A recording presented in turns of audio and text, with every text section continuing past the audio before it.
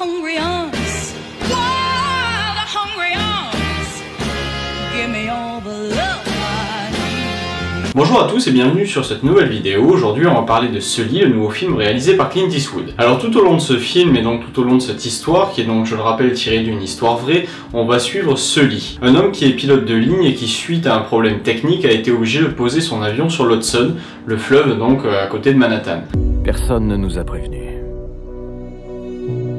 Personne ne nous a dit « vous allez perdre vos 2 réacteurs à l'altitude la plus basse de l'histoire de l'aviation ». C'est quand même une histoire très touchante et très poignante qui est vraiment très intéressante à voir au cinéma. Je vous encourage à voir ce film juste pour prendre connaissance de cette histoire si vous ne la connaissez pas ou pour en savoir un petit peu plus. Pour ça, il n'y a vraiment aucun problème, l'histoire est vraiment très bien racontée, on ressort de la salle en la connaissant parfaitement. Le problème en revanche, c'est que pour moi la réalisation n'est pas toujours exceptionnelle, qu'il y a quand même certaines longueurs par moment et que c'est quand même un biopic qui est assez long à regarder.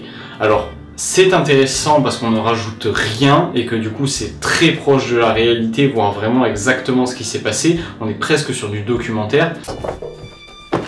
Paris, ville de lumière, mais aussi ville d'ombre, car notre capitale regorge de choses oubliées dans les catacombes. Mais en même temps, dans un film d'1h30, par moment il y a des longueurs et par moment on s'ennuie un petit peu. Parce que du coup on a tendance à revoir les mêmes plans de nombreuses fois, même s'ils sont certes très beaux et très intéressants, mais du coup la structure narrative est pas toujours très bonne et c'est parfois un petit peu long. En plus de ça, le réalisateur fait le choix de ne pas mettre de musique sur la plupart des scènes, il n'y a quasiment aucun moment où il y a de la musique dans ce film, et donc forcément tous les moments de doute ou tous les moments de conversation sont du coup un tout petit peu plus longs vu qu'on n'a pas la musique qui nous aide à voir passer le temps plus vite. Là encore c'est un choix quand même intéressant parce que du coup forcément on est face à quelque chose de beaucoup plus réaliste, parce que forcément lors d'un procès ou lors d'une assemblée où les gens discutent de ce qui s'est passé, il n'y a pas de la musique de fond, c'est logique. C'est un moment administratif très important où on juge quelqu'un et du coup forcément dans la vie réelle il n'y a pas de musique sur ce genre de choses. Mais dans un film par moment ça manque et j'aurais aimé qu'il y ait quand même une petite bande son. Je demande pas quelque chose d'énorme,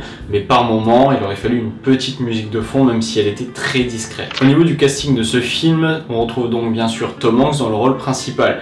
Et c'est là pour moi la plus grande force du film parce que encore une fois Tom Hanks, il est parfait, il n'y a rien à redire. Hein. Franchement son interprétation est parfaite, il y a vraiment aucun moment où je me suis dit là c'est mal joué. À tous les moments du film, il est au top. Le passage où il demande le décompte du nombre de morts ou du nombre de survivants est super fort. Il l'incarne tellement bien. Je veux un comptage passager et équipage.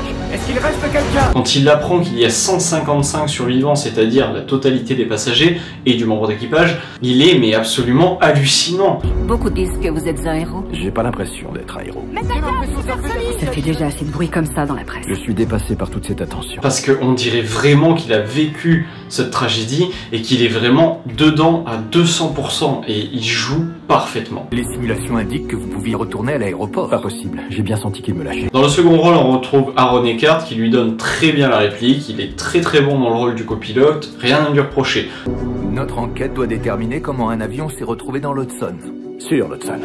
Ce n'est pas un crash, mais un amérissage forcé. Bon alors clairement c'est pas lui qui porte le film comme le fait Tom Hanks, mais il a quand même un rôle très intéressant, très important, qu'il mène très bien. Et pour tous les autres acteurs, c'est quand même pas mal, tous les seconds rôles sont quand même assez bien maîtrisés, même si je trouve que le rôle de la femme de Sully est quand même assez moyen. Surtout qu'en plus ça m'a surpris parce que c'est Laura Linney qui l'interprète, et je trouve qu'elle joue très bien la plupart du temps. Je l'avais adoré dans Genius, qu'au passage je vous recommande et que j'ai trouvé très intéressant.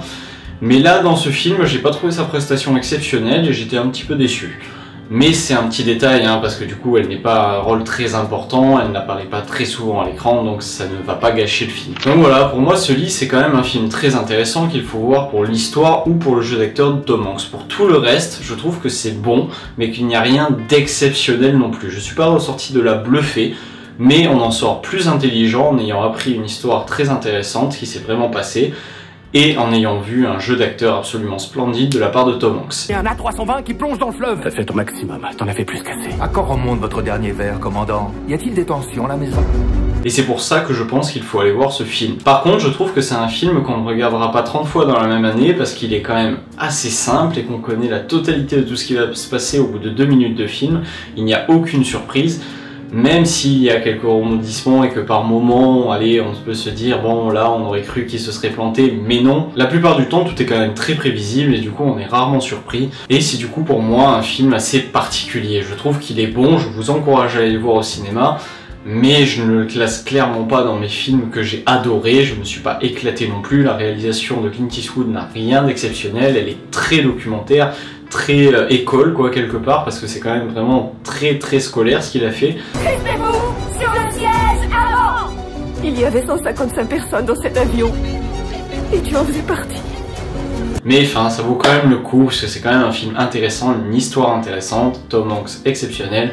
Donc pourquoi pas. Bon voilà, pour conclure, je vous encourage à aller voir ce film parce que je trouve que ça reste quand même un bon film tiré d'une histoire vraie qui est très intéressante et très importante à connaître. Et surtout parce que l'interprétation de Tom Hanks est exceptionnelle, il n'y a rien à lui reprocher, il joue très bien, c'est peut-être un de ses meilleurs rôles, il l'incarne à la perfection, rien à lui reprocher.